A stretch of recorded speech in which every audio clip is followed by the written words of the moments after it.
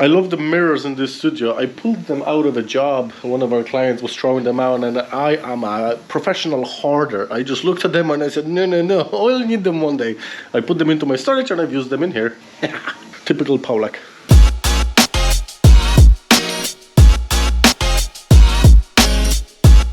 Okay, today I'm with Peter and we are going to have a look at a major waterproofing job on top of a garage. There's a car park on top of the roof which is leaking water and we're gonna do a massive job on it. We already got the job, we're just going to talk about some details. And this is it here. As you can see, we have a huge car park full of cars and it's leaking water. As you can see, we have some ponding water in some places. Basically, we're gonna resurface the entire car park. We have a couple of these lined up. We already got the job, by the way. This is a goer. We just have to schedule, blah, blah, blah. Okay. Well, I can get this to Rama.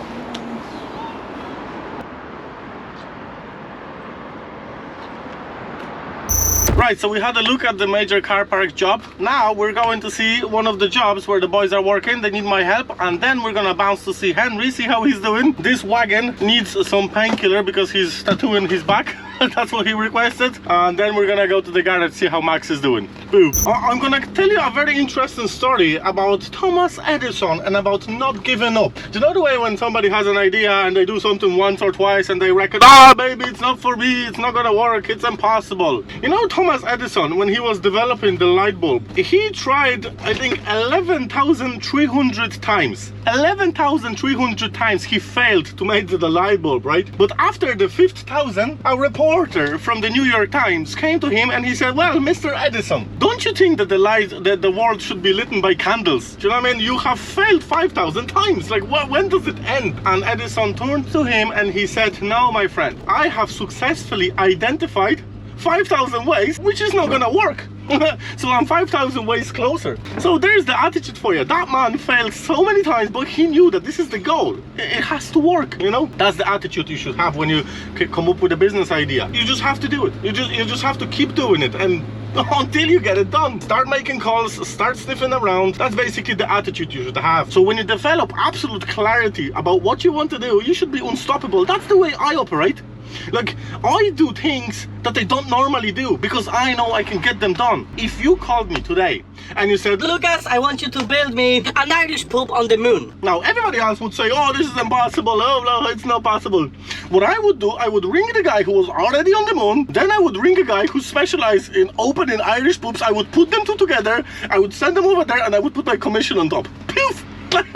Like, obviously it's just a funny expression here, but that's the way I operate. Like, we're doing a major car parking job on another building which is way out of my league. What, do you think I said no to it? No. People know me for a good reputation. Whenever I get to do something, I make sure I get the shit done properly. So what I did was I found a good company who is actually my friend Peter, and he's gonna help us with that job. There you go, subit. You would be surprised how many companies around Dublin operate on the basis of subcontracting. So basically they open a company, they reckon they do something, and then they subcontract the work to other people. Hold on, Sylvester is there ringing me. Sylvester, what's up? No, jadę do was tam, zobaczyć co się dzieje. Dobra. Dobra, no hey. Yeah, that's Sylvester. Yeah, so the boys are on the roof now. We're gonna have a look if there's any problems. Basically, I'm not involved in pricing the jobs. I'm not involved in carrying out the work, but I am involved in quality check, especially now in the summer. We want to make sure that every job we leave, there's very little comebacks, and this is basically my job. So my job is driving around from job to job, making sure everything is running smoothly and is finished on point. That's my job. Yeah, hey. Also, another good story here I have, which is not much of a story, it's more of an advice. My advice would be to start doing business or start making money in any way, as early as you can. The reason for that is that if you're young, you don't have much overheads. So let's say if a guy who is 40 years old, he has a wife and 3 kids and they're all dependent on his income, he's not gonna risk as much as I can risk because I don't have any overheads like that, you know? Especially if you're watching this and you're in your 20s, you have absolutely nothing to lose. Especially if you live with your parents and you don't care about rent. Like, what is the worst thing that can happen? You're gonna lose your money. So what? Start again. That's it. Keep doing things until you fail. Also, I would strongly advise when you start doing business or when you start doing something, don't lend any money to do it. Unless you have a solid plan and you get people like me to look over your plan maybe or something like that when you know that the plan is solid, because you have no idea how many horror stories I've heard about people getting stuff on finance, getting loan of 50 grand. Yeah, we're gonna do this, we're gonna do that, but they haven't got a clue about sales. Sales is the most important aspect of the business, because if your phone rings with inquiries, good leads, you can solve all the other problems, no problem. But if you develop a business, you open an office or whatever the hell you might be doing, but the phone doesn't ring, guess what? You ain't gonna do shit, you know? So, you know, start from something small, build your way up. I said it in previous videos as well. There was an interview done with millionaires in America. I don't know the exact numbers, but basically the story was that every millionaire was in several businesses until they reached the one that they achieved success in, you know? So don't be thinking that you're gonna open your first business and that's it. Keep doing it. Just be a business generating idea and act on it straight away. Like whenever I have a business idea at 6 o'clock in the morning, at 10 o'clock in the morning I'm already ringing somebody to make the website for me. At 11 o'clock I might ring somebody to research the product, and by 2 o'clock I nearly have half of it wrapped up. That is how fast you need to be, especially in today's day and age. Everything is changing so fast right now. There's businesses going out of business every day just simply because they're not following the lead, you know? And the truth of the matter is that you only have to be 10% faster, 10% better, and 10% cheaper than your competition in order to succeed. 10% is enough. So you could even open next door to somebody and do it that way, you know? I also want to put some confidence into you. You know the way I'm employing, I don't even know how many people I employ right now, close to 50 probably, right? But I started everything from absolute zero. Like I was on the social welfare, and it's not like I was doing some dodgy dealings where I had loads of lumps of money where I could invest. No, I started from the social welfare. I built up every penny I got. I made sure every week I bought some extra tool. I bought some extra, even if it was a hammer, I bought it, and I made sure I was building my empire that way. I wasn't spending money on stupid things, although I did party a lot in my early 20s. That has to be done, I suppose, in a way as well. People think that, you know, work is only 8 hours a day because that's what they're used to. But you should get this out of your head, especially if you're in your 20s or 30s and you don't live in your own house. You know, you're driving a car that is on finance. You know, you don't be thinking that you have to work 8 hours a day, because 8 hours a day gets you misery and survival. It doesn't get you anything else. I don't know any people who work 8 hours a day and they have any significant success, unless they already built their empire. I could work 6 hours a day now, 6 hours a day if I wanted to, but I still refuse. But what do I mean by working more than 8 hours a day? Like, what do I mean? Like swinging hammers for 14 hours a day? No. People misinterpret when people don't get when I say this, but you should work on yourself just as hard as you work at your job. People are into this, oh yeah, go to the gym, work on my visual appearance. But in my opinion, you should work 50% on your visual appearance. Go to the gym, you know, whatever the hell it is that you're doing, but also work on the inside of you. Like, I have some friends who are on top of the world in terms of their physique, but internally they're a wreck ship. They don't know how to handle their emotions, they don't understand the world, they don't understand money, they haven't got a clue about marketing. They just basically walk around like headless chickens, and this is not the place for you. You want to come back home after work and learn something. Every week you want to learn something. Say this week you're going to give yourself a task to learn how to edit videos. Even on TikTok. TikTok has its own editing software. The thing is that if your business is not marketed on TikTok or on the social media via videos, you're not going to achieve a great success, I'm afraid. Because we're living in the age of the video marketing. See this thing that I'm doing here? I'm doing this for a couple of reasons. First of all, I want to help a lot of people, because you know, when you get through what I went through, and then you learn stuff, you have a need to share it and to help other people. Like this is, I have a need. I literally want to do it. I used to help individual people, but I found that they were wasting my time. And that's including friends, ex-girlfriends, people in work. You know, people don't want help from you unless they really want it themselves. They say they do, but they were not going to follow. So I found that people were wasting my time, and I could have used those resources to help many more people like this through this channel. So hopefully, if I whack a lot of episodes, and there will be plenty of value in it, you should be able to fly through your business after listening to me for a couple of months. Just by listening to me driving in my car and talking some here. Basically, that's the way I see it. Now, the other reason why I'm doing this is to become a personal brand. What does that mean? Well, let's say if 500,000 around this town know me for leaving quality work or for doing good stuff, and let's say the recession kicks in, who do you think is going to be kept working? Is it going to be me or you, who is not visible on social media? Obviously, it's going to be me. So that's another reason. Plus, you know, I know the way world works. If you make money because of the things that I told you, you're gonna have respect towards me, and then you're gonna buy my products naturally. That's the way I work as well. There are gurus who I listen to and I buy their products just out of respect. That's how it works.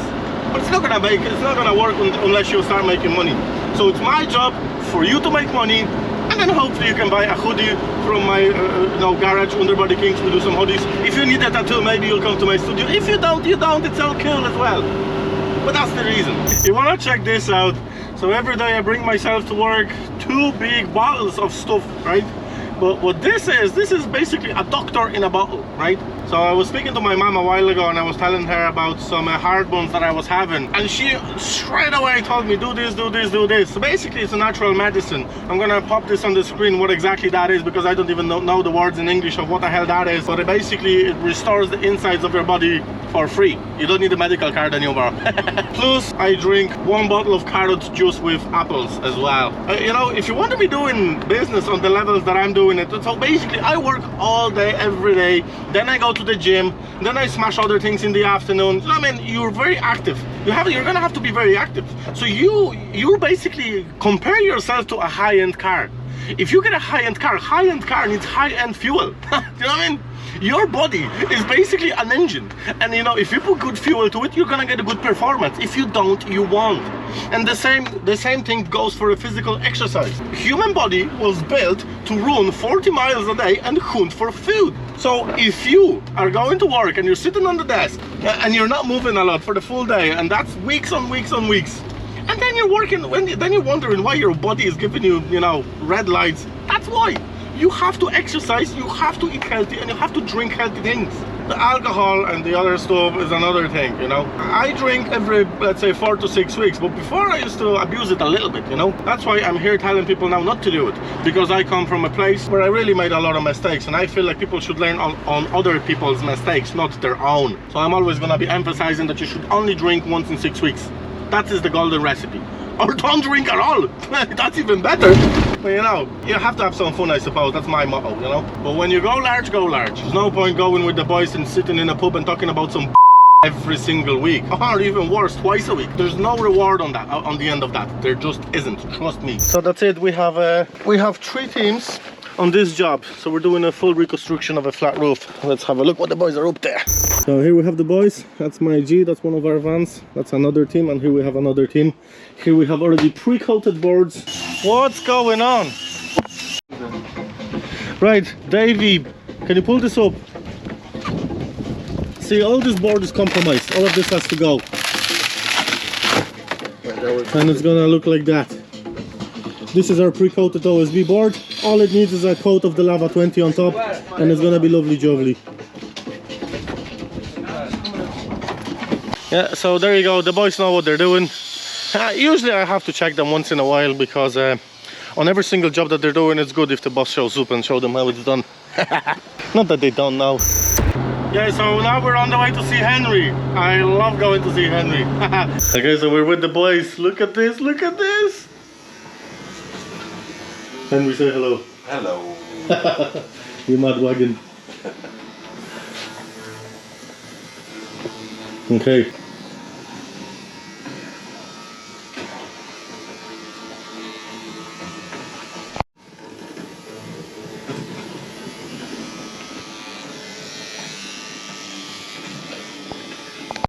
Ja, dat is voor cool.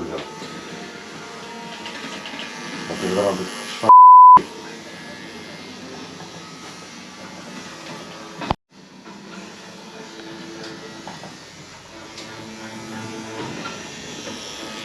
I love the mirrors in this studio. I pulled them out of a job. One of our clients was throwing them out, and I am a professional hoarder. I just looked at them and I said, no, no, no, I'll need them one day.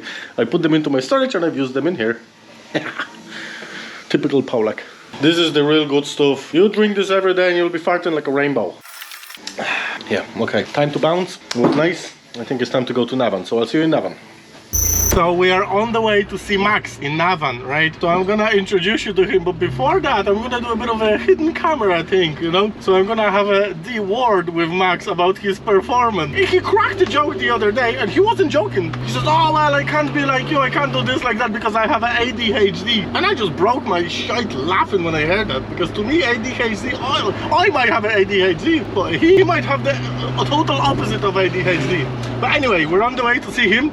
And I'm gonna pretend that I'm not recording, but I will record, and I'm gonna make a joke, and I'm gonna bring these pre-workouts that you drink before the gym. And I'm gonna say to him, Max, I'm gonna be very serious. I'm gonna say, Max, you know, maybe you should just drink one of these every 2 hours, you know? We'll see what he says. By the way, these bad boys are rocket fuel. I tried and tested a lot of crap, but these ones are the best ones I've ever came across. I don't think you can buy them in the shop. My mate sells them out of the house. He gets them in bulk from Germany, I think. I'll show you his Instagram if you're interested. This is not sponsored advertising or anything. He's just my mate from the gym, basically. We're just getting to the garage and I'm gonna tell you a whopper story about a Russian dude, right? So this Russian dude, and this story is about believing in yourself, right? And this is a true story. I learned this from one of Brian Tracy's books, right? It's a true, legit story. So there was this Russian dude, right? And he went through school, he never really paid attention, he was always looking out the window. He thought he was an average dude, which he was, right? But what happened was, he was kicked out from school, he went into the alcohol, drugs, and what have you. And then when he was on the crossroads in his life, he chose to go to the army. He thought that the army was the only option for him. But when he went into the army and they did an IQ test on him, it turned out that his IQ was 172. So they just thought that they made a mistake. So they ran another IQ test. And in the second IQ test, it turned out that his IQ is 176. It's actually higher than Albert Einstein, right? So it's a pretty big deal. So what they found was that this guy had a photographic memory. So anything that he looks at once, he remembers it for the rest of his life. Now, he didn't know that. He went through normal school, nobody ever did any IQ tests on him, and he was in his late 20s. So when the army took him in, they said they're gonna put him into the nuclear bloody department or whatever the hell, and they said that they're gonna put him through specialized training. And if he promises that he's gonna stay 4 years after that training, they're gonna pay for everything, blah blah blah. And within the first year of him being in the army, he filed for 6 new patents. This guy turned out to be an absolute genius, but he went through a half of his life without knowing it. And this might be you. Remember that we're put through school not to be successful, not to be business people, not to be happy. We're put through school for one solid purpose: to be good employees. You go to the school, you pick your trade, you get good at it, and that's it. You're supposed to work in that job for 30 or 40 years and die. Do you know what I mean? Oh shit, nearly crashed. There you go. So remember, you have to believe in yourself a little bit more, you know, especially if you went through school. Like, I went through school and all I had was bad grades. I thought I was crap at everything, and then when I started doing my own learning, and I figured out that I'm pretty good at management, I'm pretty good at this, I'm pretty good at this. Right, and you know, in school, I wasn't. So if this is your story, you might also have to start believing in yourself a little bit more. And you have to remember that we're all made from the same cloth. All the business skills, all their skills that will make you a happy person, habits should I say, they are all learnable. So, you know, it's like having an old computer and downloading programs onto it, and then your computer becomes more valuable and can do more things. The same thing applies to your body and your mind. You can just download things, but instead of downloading, you have to learn them, and then you have it. Right, we're just pulling to the garage. I'm gonna be dead straight with Max. I'm gonna tell him, man, we need to up your performance. Drink 2 of these workouts. I'm gonna say, man, we need to up your performance a little bit. Do you know what I'm saying? Drink 2 of these pre-workouts every 2 hours. I'm gonna be dead straight with him. We'll see. Look at this. If you could have a master's degree in buying heaps of shite, I would have it. Look at these marks. I have about 4 of them in the back as well. Here we have 2 units. Here we have another 2 units.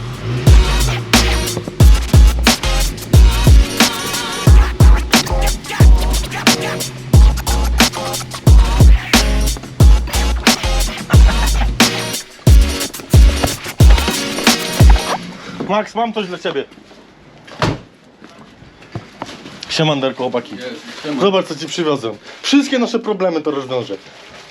Pierdolnij sobie jednego takiego co 2 godziny i będziesz biegał tak jak ja, Maksiu. Co o tym sądzisz, co? Co mu dałeś? Walnij sobie jednego, zobaczymy czy dobre. Co to jest? Pre-workouty. Chłopaki, tego Hiluxa proszę mi skończyć. How are you, Simon? Mam dość, powiem ci, że kurwa nie chcę mi się, Chciałbym taki kurwa mieć dzień, że przyjdę, wiesz, i wszyscy będą mówić. Jedni sobie to wszystko mówię ci. zajebiście jest, nie ma kurwa żadnych problemów, Max. No zaraz będzie, tak Niczym się, jedni kurwa, sobie nie jednego. przejmuj, nie? Dobra, co tam u ciebie? Wszystko okej? Poważnie, teraz bytaczko, No. kurwa. Wszystko zajebiście. To wyłącz. Dobra? Kurwa, zajebiste, co to jest? A mówiłem ci. Co to kurwa jest? And this is basically what we do here. So we take in bad boys like this, or Land Cruisers, or any type of 4x4, and we do the roost underneath. We basically sandblast it, and then we protect it with different protective coatings and roost converters. There's an interesting story with this one. This is actually 1982. Oh, here we have Loxy. Loxy, how are you? This is Lachlan Goodwin, our best landlord in the world. Hey, come here, say hello to the camera. For f***'s sake, look at this guy running away. I don't owe you money for once, will you talk to me? I am very busy. I haven't problem. much time to be talking. No talking to Lukey Book, you know? No. Oh, for f***'s sake. I love this guy. This is the best landlord I've ever had. I swear to God, it is. I get them back to this G-Wagon. So this G-Wagon is from 1982, but the owner put this car through a restoration and reconditioning and an upgrade. So everything on this G-Wagon is changed, basically. The interior is not original. And the wheels, the body kit, the mirrors, everything on it, basically, it's different. But it looks cool, I have to say. Here we might have Max talking to a client. See, I don't believe that the owner of the business should be involved in talking to clients, making invoices, or, you know, that's not my job. Let's have a look what's going on here. Here we have the boys working on a Discovery. I had one of these. Broke my heart. Oh, hello. What are we doing on this one? Full underbody with some welding? I think just the seals. Just the seals, is it? Yeah, I had a Land Rover Discovery. I bought it when it was a 3-year-old, would you believe? And it broke my heart. I paid 40 grand for it all in, and I sold it after a year with a 15,000 loss because it was breaking every week. There was literally like a Christmas tree on the dashboard once a day. And then the injectors went on me, and was 2 turbos went at the same time as well in the first year when I had it. And the car was 3-year-old. Fun car to drive, very comfortable, but boy, Jesus, you really need to have 2 cars when you drive Discovery, in my opinion. Although I have friends and people who swear by them, and maybe I was just unlucky. Maybe that's what it was. But anyway, I wouldn't buy one now at this stage. If I was to buy one, I would buy one brand new and sell it when it's 3 years old. Here we have another shed. This is basically what we do. So we have Land Cruisers, we strip them, we blast them, we protect them, and we weld them. We have a good welders. Here we have a pickup truck. This one has been nicely protected already as it is. Here we have a Goran, our master sprayer. Hello, Goran. I call him Uncle Goran. I don't know why, just suits him to be called Uncle. Jak tam pre-workout działa? Działa? To działa? Ten pre-workout. Chodzi? No.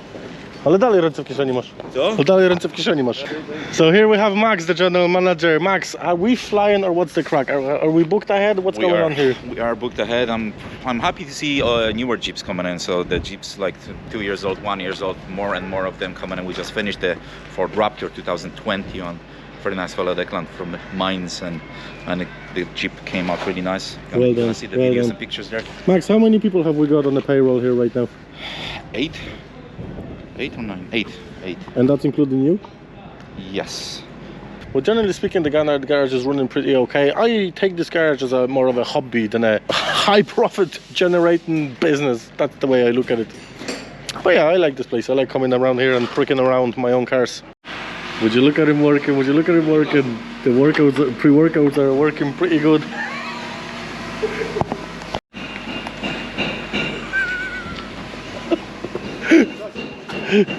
So basically my job here is to make sure that the phone rings, right? Now how do you make the phone ring? You do marketing. Now how do you marketing in today's day and age? TikTok, schmicktok. So I'm gonna record a couple of TikToks, and then the lads in the office download the TikTok without the watermark, and then we throw it onto Facebook and Instagram. And we only pick the ones that perform the best, and then we put them under a marketing campaign. This is the cool part. Always remember to wipe the back of the camera, be professional. And here we have another Land Cruiser. There was some of the welding done on this one. As you can see, the entire quarter panels at the back have been replaced. Now the base of the boys already sealed the welds, so you can't really see a lot, but here we have the other side, and when you look under the wheel arch there, that's all basically brand new. Plenty of elements under the body also welded. This car is now ready for a coat of the rust converter, and then we're gonna follow by stone kit. Welded here and there. Obviously all of this work could have been avoided if the client came in with the car at the right time, but that's usually not the case. People usually come when the car is failing NCT, and that's when the big bills are starting to come in. There you go. So usually it takes me about 40 seconds to record a TikTok video. Do you know what I mean? So when I give people advice, when they ask me about marketing, I tell them, man, you have to be making at least 5 of these a day. That's minimum. And they say to me, oh, well, I don't have the time for it. I don't have the time. Man, you think you haven't got the time? Do you know what I mean? I run 6 companies and I record 10 a day, sometimes even, you know? So how come you haven't got the time? You just have to build a habit. Whenever you're doing something, pull out the bloody phone, start recording, make sure you do a couple of serious ones, then throw some jokes here in between. Because the truth about social media is that you have to be either funny, controversial, or there has to be something there that is unique. And you have to have your mouth open. People who do marketing videos and they don't talk in them, their videos are not hitting the algorithms the way they should. That's my principle here. You know, you have to be opening your mouth, and if you think that you're shy and you don't like being on the camera, do it. Get a camera when you're at home on your own, put the camera and start recording yourself and talk some waffles to it. Just start doing it, because what's going to happen is you're going to start getting your ear used to talking, used to listening to your voice, right? The thing is that we are not supposed to listen to our voice. The evolution didn't prepare us for this, because imagine, like, if the humanity have existed for thousands of years, it's only the past 20 or 40 years, let's say, we're able to listen to our own voice on a device such as this. That's why when you hear your own voice, your brain doesn't know what's going on the first couple of times, but you can get over it. Max is feeling a little bit itchy. Max, how is your head? Look at him all red, scratching himself. Well, those pre-workouts apparently are not made for conditions such as this. Here we have boys stripping. Hilux. I'll show you guys the car, right? So people think that I'm driving a G-Wagon. They don't realize that this is basically a heap of old tractor. Look at the interior. The only luxury here is a 3-way fan. The good thing about it is that you have 9 seats. The problem is that I don't even have 9 friends to put in the back of this thing. What do we have here on the back? There's another G-Wagon that belongs to a friend of ours, let's say. Regular client brought this. We're going to be doing full shebang on this. We're going to be doing full spray job. The guy is going to be changing the interior as well. This one was already tampered with. He doesn't like it. Bucket seats in G-Wagon don't really suit, in my opinion. I'm going to show you something that I'm going to get going in the near future. I've been waiting for this forever. So this here, this is a Nissan Patrol. It's a turbo diesel, and I'm planning to make a proper monster truck out of it. Now, I bought it from some guy. They already done tons of work on it, and by that I mean that they welded the tractor wheels onto it. I have a cab somewhere out the back. This engine is actually bulletproof, would you believe? 3-liter turbo diesel. There's very little electronics. There's just a plus and minus going into the yoke. So this basically will get through any types of mood. So yeah, you know, having the time to finish all the projects is another thing. Anybody who has a car business, they know. You know, it's like the legend of a guy who does shoe repairs and he walks with ripped shoes. That's what it is.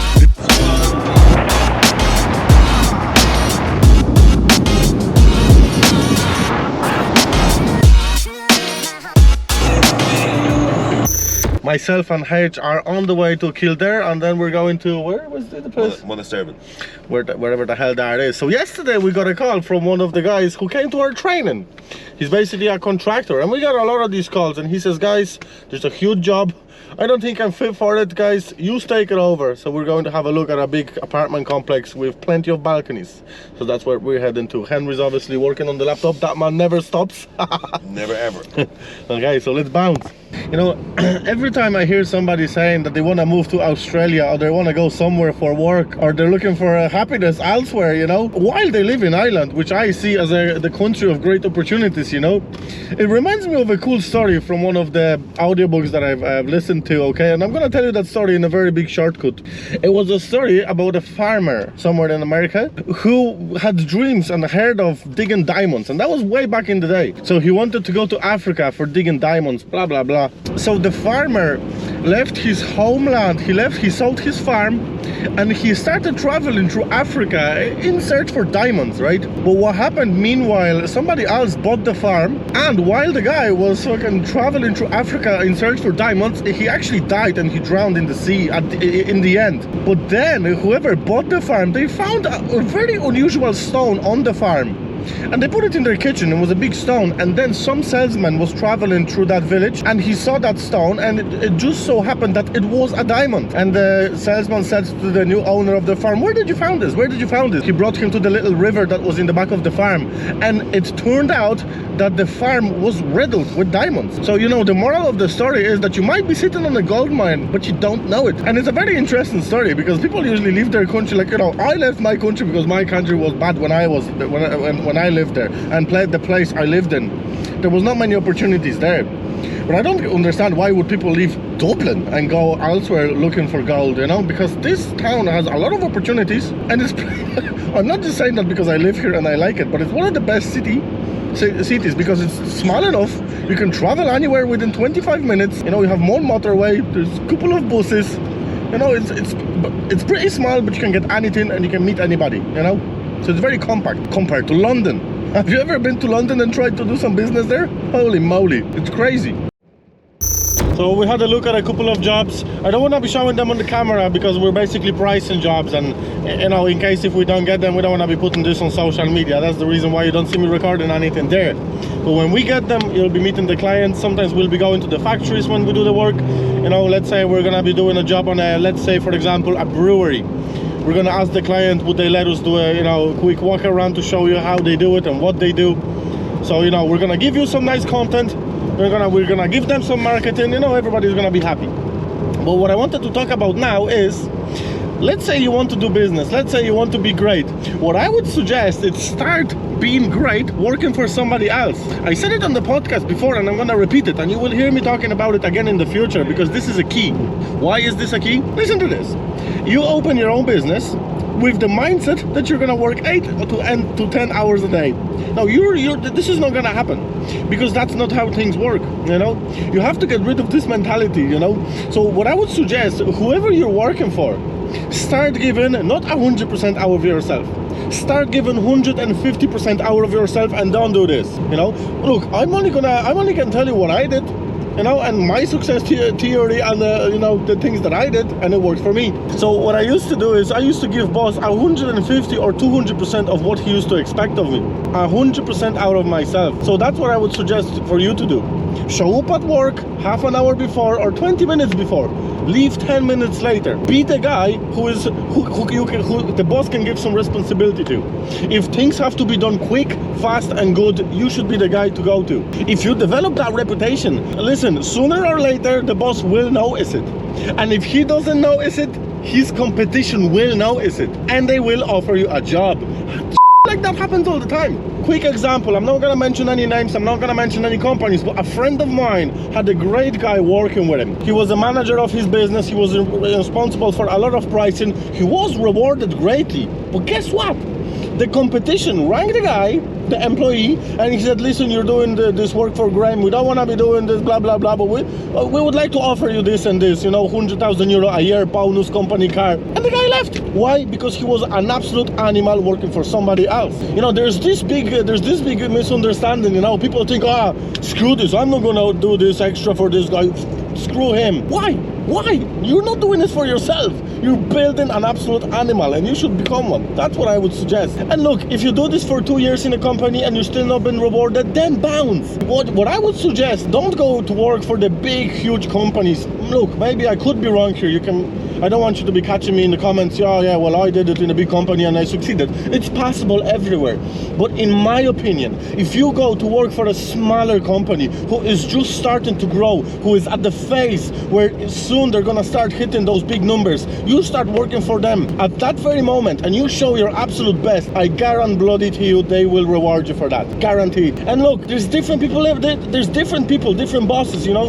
I'm not saying that it's gonna happen within your first or second boss where they start rewarding you greatly. But remember, work your ass off until you get those management positions. Because you have to learn management and sales working for somebody else. Because guess what? If you start learning those things at your own company, in your own business, you will make tons of mistakes, and you don't want to do them in your own business. It's better to make them working for somebody else. So, you know, having those low income jobs, it's important for you. Climbing up the ladder, it's important for you. There's lessons in everything. I know many cases where a father builds a great company, they're worth a couple of million is not a lot, like a company turning a couple of million a year. Every company I know turns a couple of million a year. That's not a big company, but an average size company like that is built, and then the father passes the company to the son. Now, son never had to put the hard work in.